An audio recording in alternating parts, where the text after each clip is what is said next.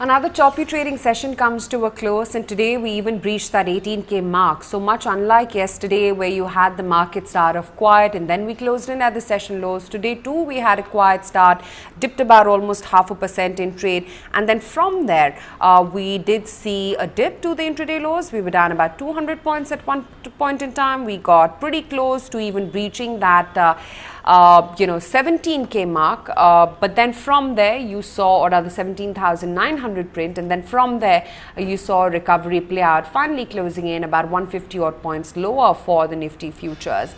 The breadth of the market though behaved a little differently. Yesterday, remember, it had lagged the large caps by a huge margin. Today was not quite the case.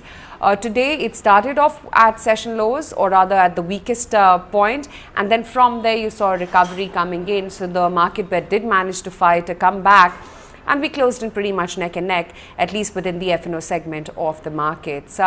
Today, of course, while there were a lot of stocks which were in news, but it was largely oil sensitives on one end and IT and banks and financials on the other end. So ONGC and GAIL, both of those names held out very smartly today. You also had Tata Motors after their exclusive chat with us indicating that they have upped their market share in EVs from the earlier 1% to now 6% for the fiscal, and more importantly stating that one should expect at least 1 to 2 EV launches per year from the Tata Motors stable.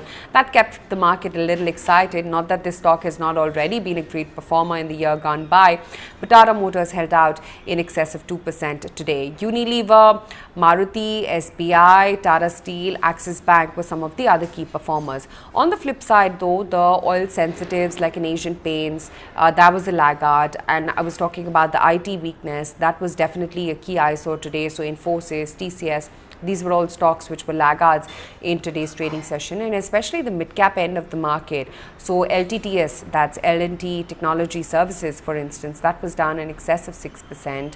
There was Naukri, which was down 5.5%. Birla Soft was down 3.5%. And similar was the case with some of the other mid-cap IT names as well.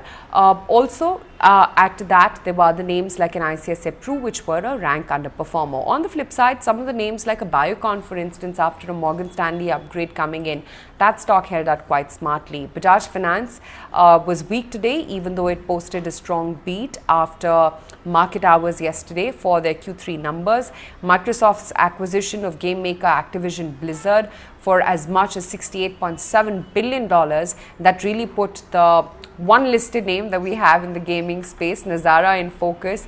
ICICI Pru Life, healthy margins, clearly managed to post a VNB beat. So that was definitely another stock which we were focusing in on, keeping on our radar.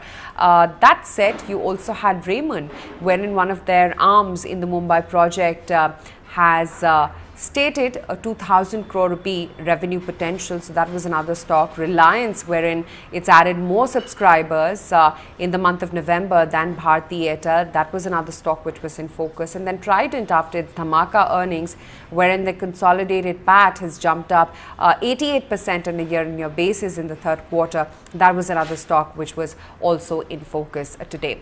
But again, it's largely becoming a very crude specific story now. The fact that crude is already bobbing at about $90 to a barrel, that coupled with global weakness definitely seems to have put a speed breaker for our markets to actually hold up further. Having said that, in the larger context of things, we're not too far away still from that all-time top of 18,600 and the recent high of 18,300 that we made in that sense.